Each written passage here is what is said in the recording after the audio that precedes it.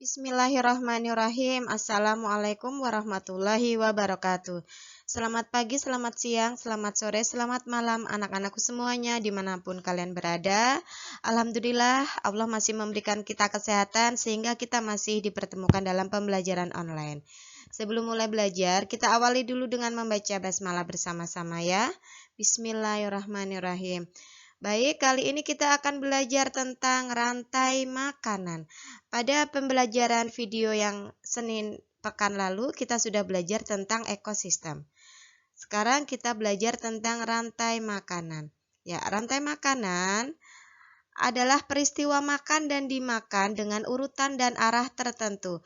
Pada peristiwa tersebut terjadi perpindahan energi dari produsen ke konsumen.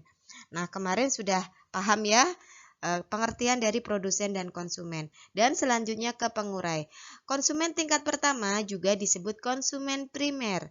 Dan konsumen tingkat ketiga disebut konsumen tersier. Ya, konsumen tingkat pertama disebut konsumen primer. Lalu konsumen tingkat ketiga disebut konsumen tersier. Tingkatan ini disebut trofik. Jadi trofik adalah tingkatan dalam rantai makanan. Di sini ada produsen, konsumen 1, konsumen 2, konsumen 3, kemudian perombak atau pengurai. Kita akan pelajari lebih lanjut ya. Simak baik-baik. Nah, coba kalian perhatikan gambar yang ada di layar monitor kalian. Di sini ada produsen tanaman padi dimakan oleh tikus. Tikus konsumen pertama. Kemudian tikus dimakan oleh ular. Ular merupakan konsumen kedua karena dia memakan tikus. Lalu ular akan dimakan oleh elang. Elang konsumen 3. Elang mati akan diurai oleh dekomposer atau pengurai. Ya, bakteri, jamur. Kemudian dekomposer itu menguraikan elang menjadi nutrisi yang berguna untuk tanaman padi.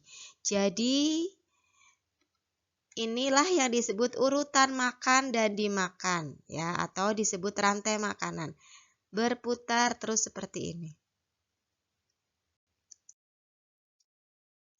Ada 3 peran makhluk hidup dalam rantai makanan ya. Tadi sudah disebutkan di depan produsen. Produsen itu makhluk hidup yang dapat membuat makanannya sendiri atau autotrof. Contohnya tumbuhan hijau ya. Di sini tumbuhan dan ganggang. Konsumen yaitu makhluk hidup yang tidak dapat membuat makanannya sendiri. Contohnya hewan. Pengurai atau dekomposer adalah makhluk hidup yang menguraikan makhluk hidup yang telah mati. Contoh cacing, bakteri, dan jamur. Jadi, ada 3 peran makhluk hidup dalam rantai makanan. Nah, tumbuhan hijau dapat menyediakan makanan untuk makhluk hidup dalam suatu ekosistem karena mengalami proses fotosintesis. Ya. Yang dibutuhkan oleh tumbuhan hijau dalam proses fotosintesis adalah cahaya matahari, karbon dioksida, kemudian membutuhkan air untuk proses fotosintesis, lalu syaratnya adalah tumbuhan tersebut mempunyai klorofil yang akan membentuk glukosa. Bagaimana jika tumbuhan tidak mempunyai klorofil? Berarti tumbuhan tersebut tidak bisa melakukan fotosintesis. Nah, hasil dari fotosintesis adalah oksigen. Ya, jadi ini proses fotosintesis yang terjadi pada tanaman. Dalam suatu ekosistem terdapat aliran energi.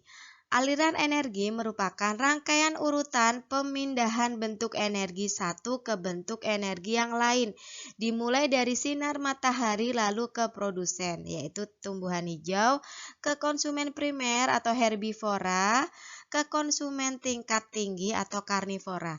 Kenapa konsumen primer disebut herbivora? Masih ingat ya, pengertian herbivora kemarin adalah hewan pemakan tumbuhan. Ini konsumen primer atau konsumen pertama. Kemudian konsumen tingkat tinggi itu karnivora sampai ke saproba. Saproba adalah makhluk hidup atau bakteri dan jamur yang hidup di sisa-sisa makhluk hidup yang sudah mati atau bangkai ya, atau sampah organik. Itu aliran energi di dalam ekosistem, dalam nanti rantai makanan. Nah, ini adalah gambar aliran energi dalam rantai makanan. Energi matahari digunakan oleh tumbuhan untuk berfotosintesis, ya. Ini tumbuhan hijau disebut produsen. Mohon maaf. Energi panas dilepas ke lingkungan. Produsen akan dimakan oleh konsumen, ya. Jadi energi dari produsen berpindah ke konsumen. Energi dari produsen akan berpindah ke konsumen. Oke. Lalu konsumen pertama dimakan oleh konsumen kedua, berlanjut ke konsumen ketiga. Konsumen yang telah mati nanti akan diurai oleh pengurai atau dekomposer. Jadi terdapat aliran energi dari konsumen ke pengurai. Ini ya, bisa kalian lihat dari layar monitor kalian. Terdapat aliran energi dari sumber matahari ke produsen, konsumen, lalu ke pengurai. Kembali lagi ke produsen. Ya, dalam suatu ekosistem terdapat hubungan antara makhluk hidup yang satu ke makhluk hidup yang lain. Nah, itu disebut simbiosis. Kita akan belajar tentang simbiosis. Simbiosis berasal dari bahasa Yunani, dari kata sim yang diartikan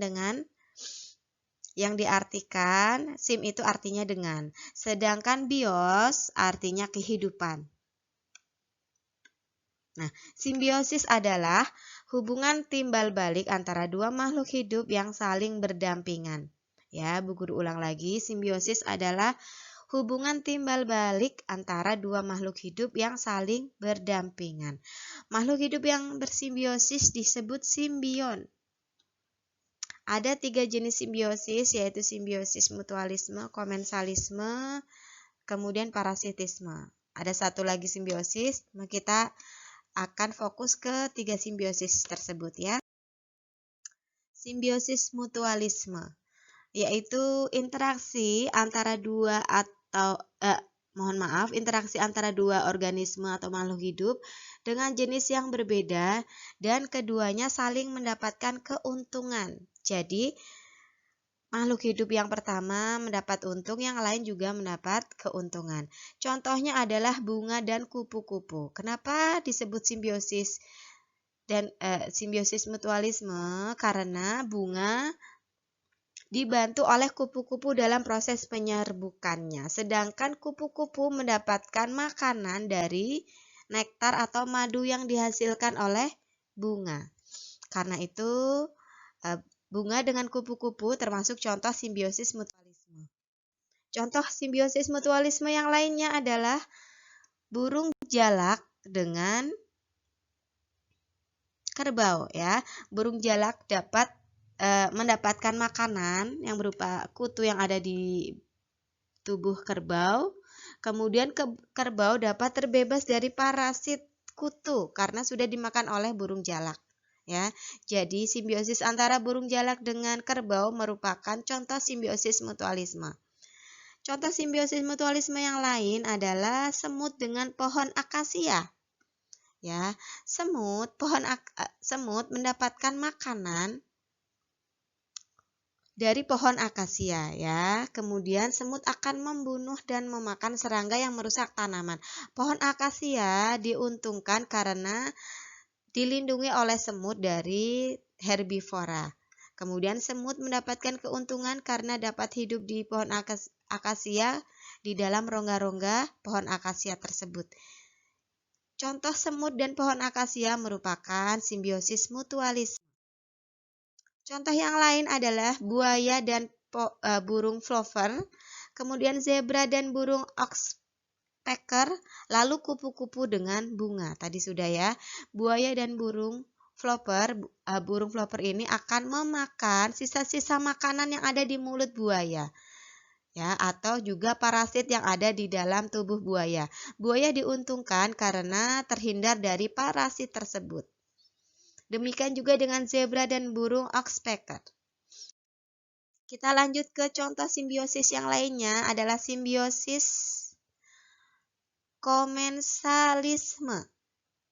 Ya, simbiosis komensalisme adalah hubungan antara dua makhluk hidup di mana yang satu mendapatkan keuntungan. Jadi makhluk hidup yang satu mendapatkan keuntungan, namun pihak yang lain tidak untung, tidak rugi. Jadi pihak yang lain itu tidak diuntungkan dan tidak dirugikan atau netral ya. Contohnya adalah hubungan antara tumbuhan inang.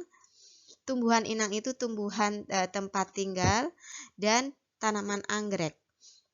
Kenapa disebut simbiosis komensalisme? Karena anggrek mendapatkan keuntungan dapat menempel di tumbuhan inang. Sedangkan tumbuhan inang tidak dirugikan dan juga tidak diuntungkan. Karena pohon anggrek dapat berfotosintesis sendiri.